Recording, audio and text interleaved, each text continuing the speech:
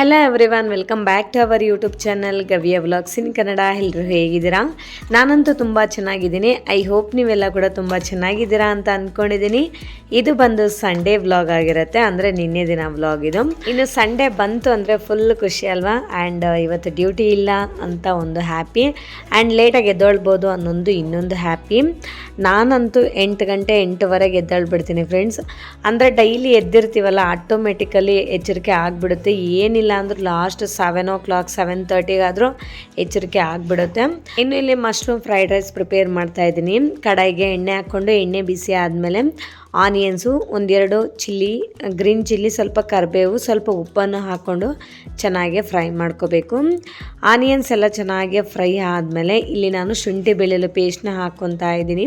ಶುಂಠಿ ಬೆಳ್ಳುಳ್ಳಿ ಪೇಸ್ಟು ಫ್ರೆಶ್ಶಾಗೆ ಜಜ್ಜಿಬಿಟ್ಟು ಹಾಕ್ಕೊತಾ ಇದ್ದೀನಿ. ರಿಯಲಿ ಫ್ಲೇವರ್ ಅಂತೂ ತುಂಬ ಚೆನ್ನಾಗಿರುತ್ತೆ. ಆವಾಗಲೇ ಫ್ರೆಶ್ಶಾಗೆ ಮಾಡಿಕೊಂಡು ಪೇಸ್ಟ್ನ ಹಾಕ್ಕೊಳ್ಳಿ, ಚೆನ್ನಾಗಿರುತ್ತೆ. ಆಮೇಲೆ ಇಲ್ಲಿ ನಾನು ಒಂದು 200 grams ಮಶ್ರೂಮ್ನ ಕ್ಲೀನ್ ಮಾಡಿಕೊಂಡು ಹಾಕ್ಕೊತಾ ಇದ್ದೀನಿ. ಹಾಗೆ ಒಂದು 1/4 ಟೀ ಸ್ಪೂನ್ ಅಷ್ಟು ಅರಿಶಿನ, 1 ಟೀ ಸ್ಪೂನ್ ಅಷ್ಟು ಮನೆಯಲ್ಲಿ ಮಾಡಿರೋ ಗರಂ ಮಸಾಲೆ ಪೌಡರ್ನ ಹಾಕ್ಕೊಂಡು ಒಂದು 2 ನಿಮಿಷ ಹಾಗೆ ಫ್ರೈ ಮಾಡಿಕೊಂಡು ಲಿಡ್ಡನ್ನು ಕ್ಲೋಸ್ ಮಾಡಿ 2 to 3 minutes ಹಾಗೆ ಬಿಟ್ಬಿಡೋಣ. ಆಮೇಲೆ ಲಿಡ್ನ ಓಪನ್ ಮಾಡಿ ಸ್ವಲ್ಪ ಕೊತ್ತಂಬರಿ ಸೊಪ್ಪು ಹಾಕ್ಕೊಂಡು ಚೆನ್ನಾಗಿ ಫ್ರೈ ಮಾಡ್ಕೋಬೇಕು.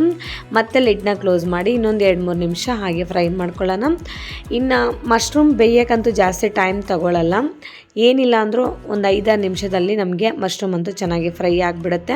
ಆಮೇಲೆ ನಾನಿಲ್ಲಿ 1 ಗ್ಲಾಸ್ ಅಷ್ಟು ಚೆನ್ನಾಗಿ ಉದುದ್ರಾಗಿ ಅನ್ನನ ಮಾಡ್ಕೊಂಡಿದ್ದೀನಿ ಫ್ರೆಂಡ್ಸ್. ಅದನ್ನು ಕೂಡ ಇವಾಗ ರೈಸ್ ಎಲ್ಲ ಇದರಲ್ಲಿ ಹಾಕ್ಕೊಂಡು ಚೆನ್ನಾಗಿ ಮಿಕ್ಸ್ ಮಾಡ್ಕೋಬೇಕು.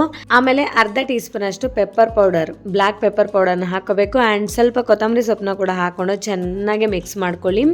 ಆ್ಯಂಡ್ ರೈಸ್ ಯಾವುದೇ ಕಾರಣಕ್ಕೂ ಮುರಿದು ಹೋಗ್ದಂಗೆ ನಾವು ಚೆನ್ನಾಗಿ ಟಾಸ್ ಮಾಡ್ಕೋಬೇಕಾಗತ್ತೆ. ಸೊ ಐ ಫ್ಲೇಮಲ್ಲಿ ಚೆನ್ನಾಗಿ ಟಾಸ್ ಮಾಡಿಕೊಂಡ್ರೆ ರಿಯಲಿ ಟೇಸ್ಟ್ ಅಂತೂ ತುಂಬಾ ಚೆನ್ನಾಗಿರುತ್ತೆ. ಆ್ಯಂಡ್ ಇದು ನಮಗೆ ಹೊರಗಡೆ ಸಿಗುತ್ತಲ್ಲ ಮಶ್ರೂಮ್ ಫ್ರೈಡ್ ರೈಸು, ಆ ಟೇಸ್ಟ್ ಬರುತ್ತೆ ಫ್ರೆಂಡ್ಸ್. ರಿಯಲಿ ಟೇಸ್ಟ್ ಅಂತೂ ತುಂಬಾ ಚೆನ್ನಾಗಿತ್ತು. ನಿನ್ನೆ ಮಾಡಿರೋದು ದೋಸೆ ಬ್ಯಾಟರ್ ಇನ್ನೂ ಇತ್ತು ಫ್ರಿಡ್ಜಲ್ಲಿ. ಸೊ ಮಕ್ಕಳಿಗೆ ದೋಸೆ ಹಾಕ್ಕೊಟ್ಟೆ, ನಾನು ನಮ್ಮ ಹಸ್ಬೆಂಡ್ ಇಬ್ಬರು ಮಶ್ರೂಮ್ ಫ್ರೈಡ್ ರೈಸ್ ತಿಂತಾ ಇದ್ದೀವಿ. ಹಾಯ್ ಫ್ರೆಂಡ್ಸ್, ಸೊ ಇವಾಗ ಟೀ ಮಾಡ್ಕೊಂಡು ಟೀ ಕುಡಿತಾ ಇದ್ದೀನಿ.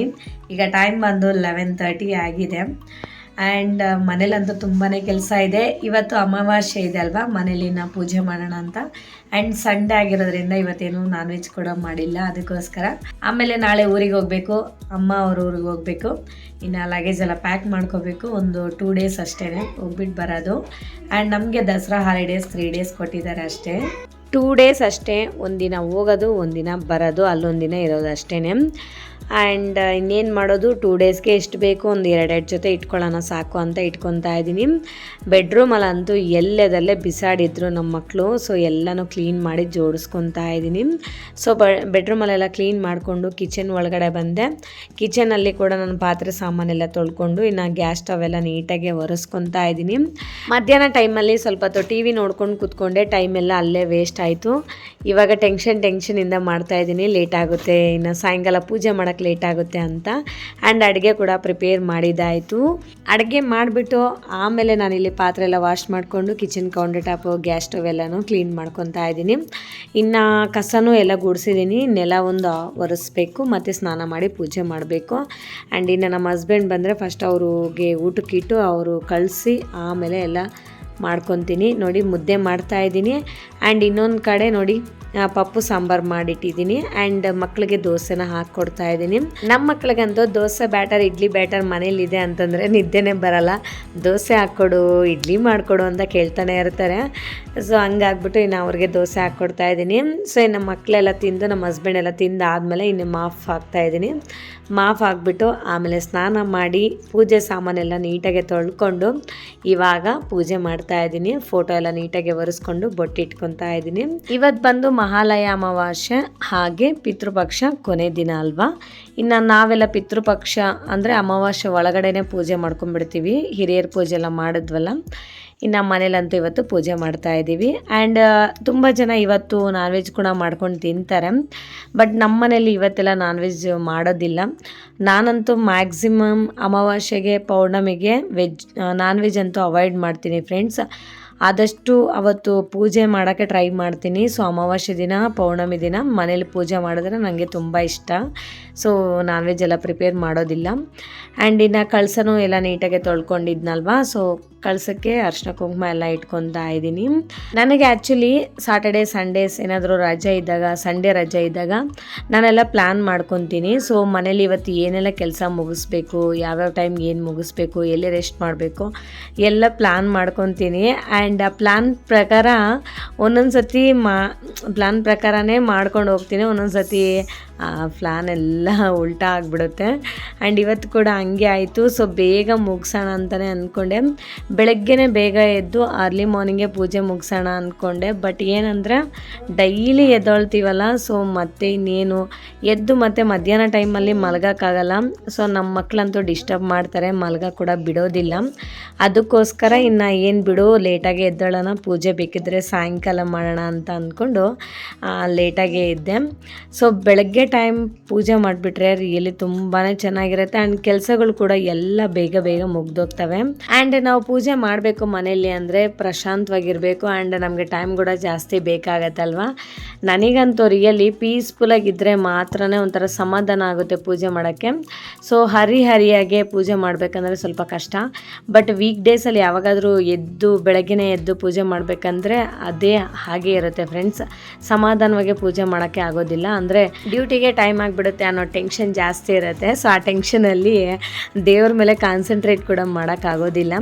ಬಟ್ ಪೂಜೆ ಮಾಡೋಕ್ಕೆ ತುಂಬ ಇಷ್ಟ ಮಾರ್ನಿಂಗ್ ಟೈಮ್ ನನಗೆ. ನಮ್ಮ ಮಕ್ಕಳು ನೋಡಿ ಟಿ ವಿಯಲ್ಲಿ ಕೂಡ ರೀಲ್ಸ್ ಇಟ್ಕೊಂಡು ನೋಡ್ತಾ ಇದ್ದಾರೆ.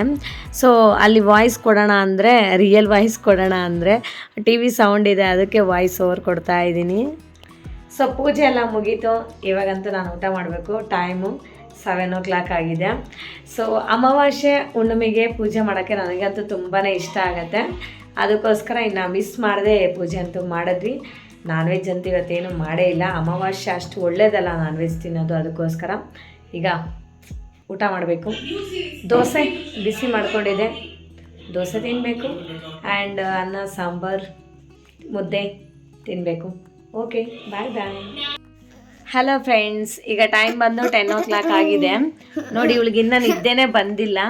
ನೋಡಿ ಗಮ್ಮಿ ಅಂತ ತೋರಿಸ್ತೀನಿ. ಶೀ ಸ್ಲೀಪಿಂಗ್. ಅವಳಿಗಂತೂ ಫುಲ್ ನಿದ್ದೆ ಬಂದು ಮಲ್ಕೊಂಡಿದ್ದಾಳೆ. ಇವಳು ಇನ್ನೂ ಮಲಗಿಲ್ಲ. ಆ್ಯಕ್ಚುಲಿ ಇವಳಿಗೆ ನಾಳೆ ಸ್ಕೂಲ್ ಇದೆ ಆ್ಯಂಡ್ ನಾಳೆ ಎಕ್ಸಾಮ್ ಇದೆ. ಇಂಗ್ಲೀಷ್ ರಿಟರ್ನ್ ಟೆಸ್ಟ್ ಇದೆ ನಾಳೆ. ಸೊ ಸೆಮಿಸ್ಟರ್ ರಾಣಿಗೆ ಸೆಮಿಸ್ಟರ್ ಎಕ್ಸಾಮ್ಸ್ ನಡೀತಾರೆ. ಬಂಗಾರಕೊಂಡ ಅಂತೆ. ಸೊ ದಟ್ ಇನ್ನು ನಾಳೆ ಎಕ್ಸಾಮ್ ಒಂದಿದೆ. ಆ ಎಕ್ಸಾಮ್ ಮುಗಿಸ್ಕೊಂಡು ಊರಿಗಂತೂ ಹೋಗ್ಬೇಕು. ನೋಡಿ ಹೆಂಗ್ ತಿಂತಾ ಇದ್ದಾಳೆ ಆಪಲ್ಲು. ನನಗೂ ಗಮ್ಯಾಗೆ ರಜಾ ಇದೆ. ಬಟ್ ಇವಳಿಗೋಸ್ಕರ ಆದರೂ ನಾನಂತೂ ಎದ್ದಾಳಲೇಬೇಕು. ಎದ್ದು ಬ್ರೇಕ್ಫಾಸ್ಟ್ ಎಲ್ಲ ರೆಡಿ ಮಾಡಿ, ಈ ಮರಿಗೆ ಬಾಕ್ಸ್ ಎಲ್ಲ ರೆಡಿ ಮಾಡಿ ಕೊಟ್ಟು ಕಳಿಸ್ಬೇಕು ಸ್ಕೂಲಿಗೆ. ಸೊ ಅದಕ್ಕೋಸ್ಕರ ಬೇಗ ಮಲ್ಕೊತೀನಿ.